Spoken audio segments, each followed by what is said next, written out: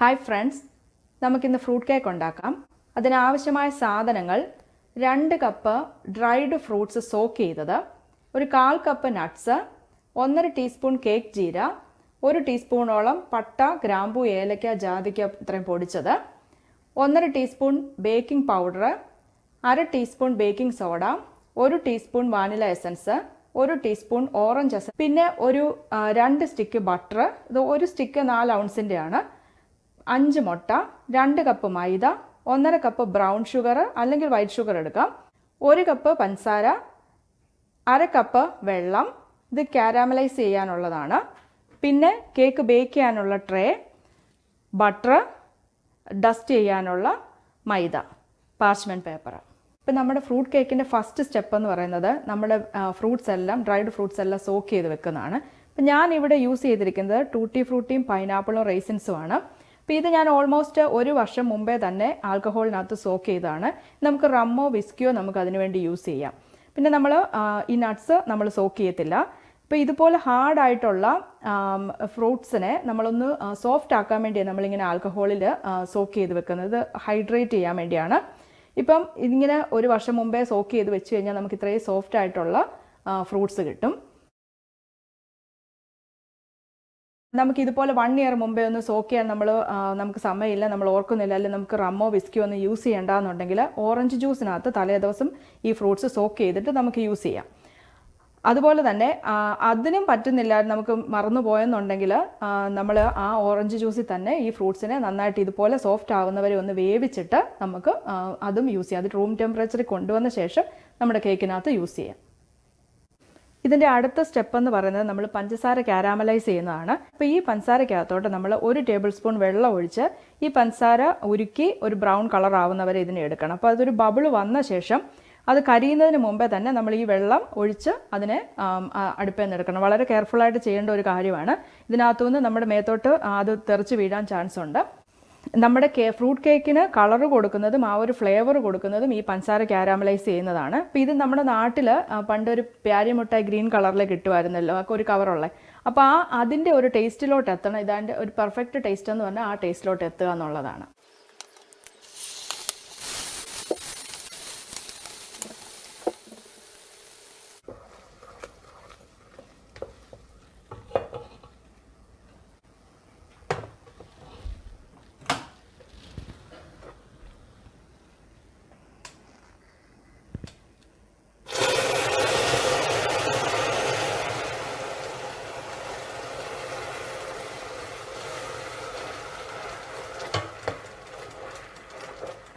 ഇതിന് റൂം ടെമ്പറേച്ചറിൽ വന്ന ശേഷം ഇതിനകത്തുനിന്ന് ഒരു 1/2 കപ്പ് നമ്മൾ കേക്ക് മിക്സ് ചെയ്യുമ്പോഴത്തേക്ക് യൂസ് ചെയ്യാം. ഇനി ഇതിൻ്റെ അടുത്ത സ്റ്റെപ്പ് എന്ന് പറഞ്ഞാൽ നമ്മൾ ഈ സ്പൈസസ് എല്ലാം പൊടിച്ചെടുക്കുക എന്നുള്ളതാണ്. ഇപ്പം നമുക്കിവിടെ ഏലക്ക, പട്ട ഇതെല്ലാം നമ്മൾ യൂസ് ചെയ്യുന്നുണ്ടെങ്കിലും ഇതിൻ്റെ ഈ ഗ്രാമ്പൂവിൻ്റെയും ജാതിക്കയുടെയും ഫ്ലേവറാണ് കൂടുതൽ നിൽക്കേണ്ടത്. അതാണ് ആ ഒരു സ്പൈസിനെസ് കൊടുക്കുന്നതിന്. അതുപോലെ തന്നെ നാട്ടിൽ നിന്നുള്ള ആ പ്ലം കേക്ക് കഴിക്കുമ്പോൾ നമുക്കറിയാം ഈ കേക്ക് ജീരയുടെ ഫ്ലേവർ ഇച്ചിരി എക്സ്ട്രാ നിൽക്കുന്ന അറിയാം. അപ്പോൾ അതിന് നമുക്കിവിടെ ക്യാരാവേ സീഡ് എന്ന് പറഞ്ഞിട്ട് നമുക്ക് മാർക്കറ്റിൽ അവൈലബിൾ ആണ് ഇവിടെ. ഇപ്പോൾ ഇത് ക്വാളിറ്റി കുറഞ്ഞതാണെങ്കിൽ നമ്മൾ 1 ടീസ്പൂണിന് പകരം 2 ടീസ്പൂൺ യൂസ് ചെയ്യേണ്ടി വരും. അപ്പോൾ ഇത് നല്ല ക്വാളിറ്റി ഉള്ളത് വാങ്ങുവാണെങ്കിൽ അത്രയും നമുക്ക് കുറച്ച് യൂസ് ചെയ്താലും മതി. ഇനി അടുത്ത സ്റ്റെപ്പ് എന്ന് പറഞ്ഞാൽ നമ്മൾ ഈ പൊടിച്ചെടുത്തിരിക്കുന്ന ഈ സ്പൈസ് മിക്സ് നമുക്ക് ഈ മൈദയ്ക്കകത്ത് മിക്സ് ചെയ്തെടുക്കാം. അതുപോലെ തന്നെ ഈ ബേക്കിംഗ് പൗഡറും ബേക്കിംഗ് സോഡ ഇതിനകത്തൊന്ന് മിക്സ് ചെയ്യാം.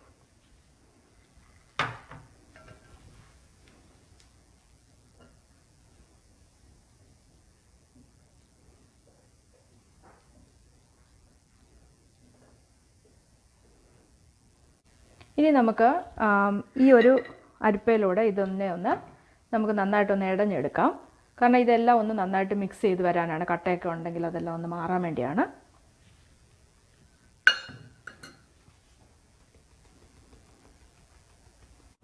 ഇനി നമ്മൾ ഇതിൻ്റെ അടുത്ത സ്റ്റെപ്പ് എന്ന് പറയുന്നത് നമ്മൾ ഈ എഗ്ഗിൻ്റെ യോക്കും വൈറ്റും സെപ്പറേറ്റ് ചെയ്തെടുക്കുക എന്നുള്ളതാണ്. ഇങ്ങനെ എഗ് സെപ്പറേറ്റർ ഒന്നും യൂസ് ചെയ്യേണ്ട കാര്യമില്ല. നമുക്ക് സ്പൂൺ കൊണ്ട് തന്നെ കെയർഫുള്ളായിട്ട് നമ്മൾ എടുത്താൽ മതി. ആ എഗ്ഗിൻ്റെ യോക്ക് ഒട്ടുമേ ഇല്ലാതെ തന്നെ വേണം നമ്മളിത് എടുക്കാൻ.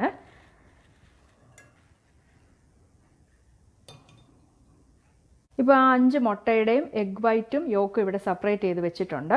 ഇനി ഇതിനെ നമ്മൾ നന്നായിട്ട് ബീറ്റ് ചെയ്ത് നന്നായിട്ട് ഫോം ചെയ്യണം. ഇത് നമ്മുടെ കേക്കിന് നല്ലൊരു ടെക്സ്ചർ കൊടുക്കുന്നതാണ്. ഇങ്ങനെ എത്രയും ഫോം ചെയ്യുന്നത് അതനുസരിച്ചിരിക്കും. പിന്നെ ഞാനിപ്പോൾ ഇവിടെ യൂസ് ചെയ്യുന്ന ഒരു ഹാൻഡ് മിക്സറാണ്. ഇപ്പോൾ ഇതില്ലാത്തവർക്ക് ഇതുപോലൊരു വിസ്കി യൂസ് ചെയ്ത് നന്നായിട്ട് ബീറ്റ് ചെയ്ത് നന്നായിട്ടൊരു ആ പത വരണം.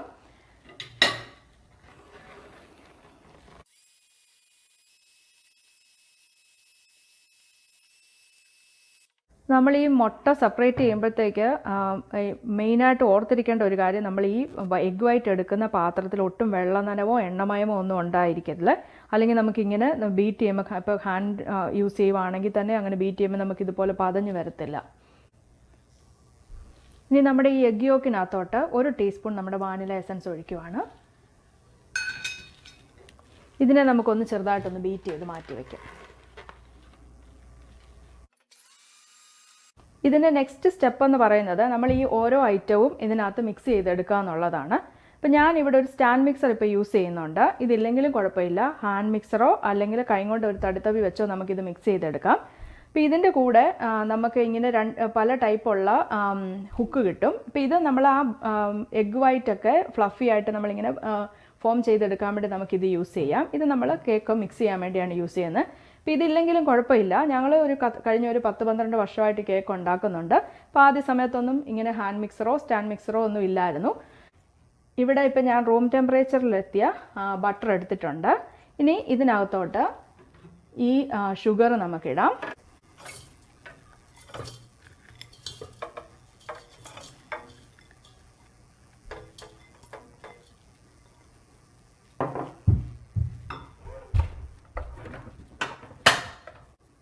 ഇത് നമുക്ക് ലോ സ്പീഡിൽ സ്റ്റാർട്ട് ചെയ്ത് മീഡിയം സ്പീഡിലോട്ട് പോകാം.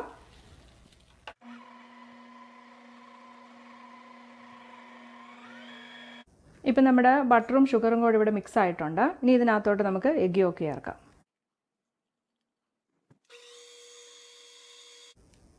ഇനി ഇതിനകത്തോട്ട് നമുക്ക് കുറേശ്ശെ മൈദയും കാരാമലൈസ് ചെയ്ത സിറപ്പ് കൂടെ ചേർത്ത് കുറേശ്ശെ ആയിട്ട് മിക്സ് ചെയ്തെടുക്കാം.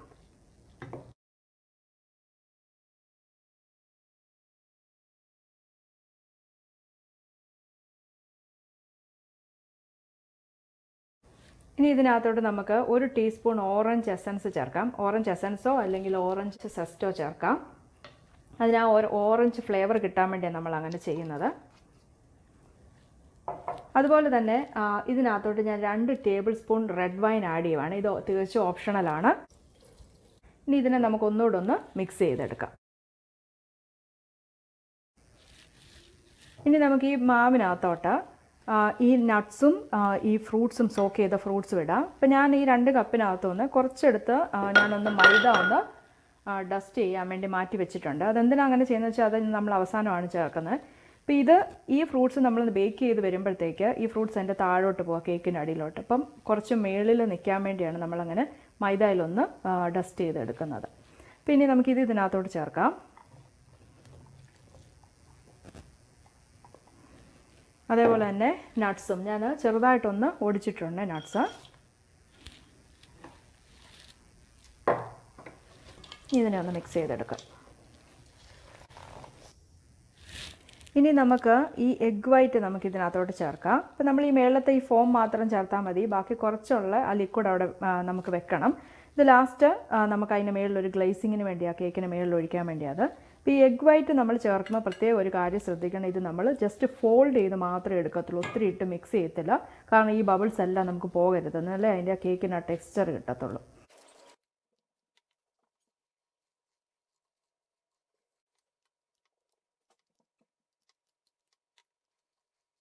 ഇനി നമുക്ക് ഈ കേക്ക് ബേക്ക് ചെയ്യുന്ന പാൻ ഒന്ന് മൈദ എല്ലാം ഒന്ന് ഡസ്റ്റ് ചെയ്യാം. അപ്പോൾ അതിന് മുമ്പേ നമ്മൾ ആദ്യം ബട്ടർ ഒന്ന് തേച്ചിട്ട്, ഇതിൽ നമ്മുടെ കേക്ക് ഒട്ടിപ്പിടിച്ചിരിക്കും നമ്മൾ ബേക്ക് ചെയ്ത് വരുമ്പം.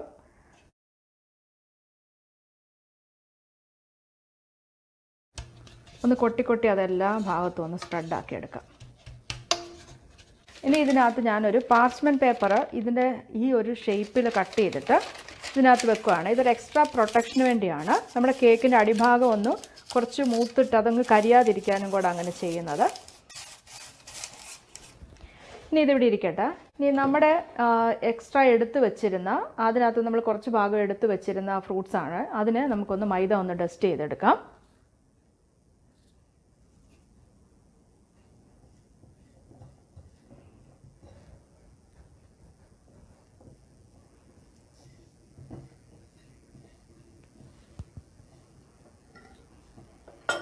ഇത് ഞാനിപ്പോൾ ഒരു 10 ഇഞ്ചിൻ്റെ പാനാണ് എടുത്തിരിക്കുന്നത്. ഇപ്പോൾ ഒരു 6 ഇഞ്ചിൻ്റെ ആണെങ്കിൽ നിങ്ങൾക്കിത് 2 പാനിനകത്തായിട്ട് ഒഴിക്കാം. ഞാനിതിപ്പോൾ വലിപ്പമുള്ള പാനായതുകൊണ്ട് ഞാൻ ഒരു പാനിനകത്താണ് ഇതിപ്പോൾ ബേക്ക് ചെയ്യാൻ പോകുന്നത്.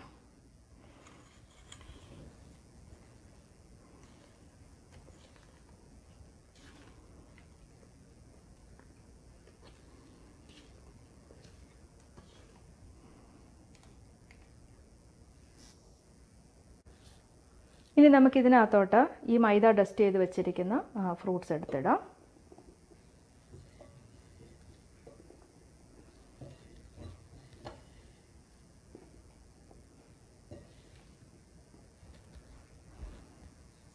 ചെറുതായിട്ടൊന്ന് അമക്കി കൊടുക്കാം.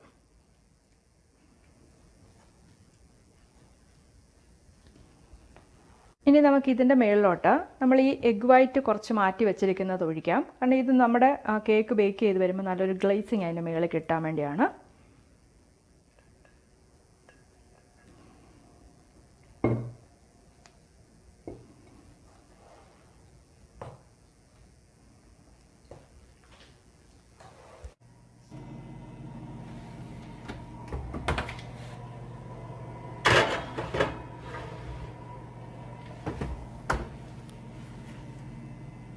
അപ്പോൾ ഇതിൽ നമുക്ക് 45 തൊട്ട് 1 അവർ നമുക്കിത് ബേക്ക് ചെയ്യാം. നമുക്ക് ആദ്യം 45 ടൈം വെക്കാം.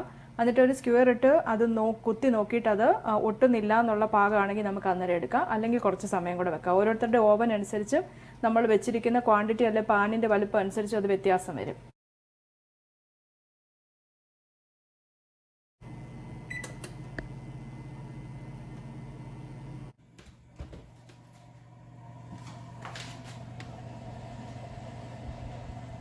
ഇപ്പോൾ എൻ്റെ ഈ സ്ക്വയർസ് വെച്ച് കുത്തുമ്പം ഇത് ഒന്ന് ഒട്ടി വരുന്നില്ല. അപ്പോൾ എൻ്റെ ഇത് ഞാൻ 45 മിനിറ്റാണ് വെച്ചിരുന്നത്. ഇതിപ്പോൾ ആയിട്ടുണ്ട്. ഇപ്പം നമ്മൾ കുറച്ച് വാട്ടർ കണ്ടന്റ് കൂടുതലോ അങ്ങനെ എന്തെങ്കിലും പാനിൻ്റെ വ്യത്യാസമൊക്കെ ഉണ്ടെങ്കിൽ ഇപ്പോൾ ഈ സമയത്ത് നോക്കുമ്പോൾ വീണ്ടും ഇതിൽ ഒട്ടുന്നുണ്ടെങ്കിൽ നമ്മളൊരു 300 ഫാരൻഹീറ്റിലോട്ട് വെച്ചിട്ട് ഒരു 5 മിനിറ്റ് കൂടെ അത് ബേക്ക് ആവുന്ന അനുസരിച്ച് ബേക്ക് ചെയ്തെടുക്കണം.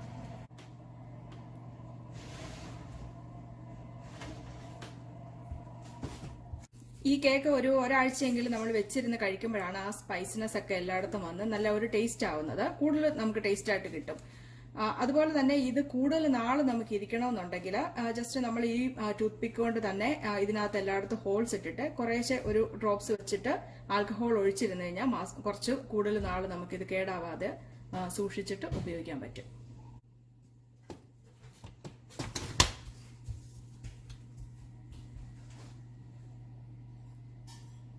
അപ്പോൾ നമ്മുടെ ഫ്രൂട്ട് കേക്ക് റെഡി ആയിട്ടുണ്ട്. Thank you for watching. Try it and enjoy.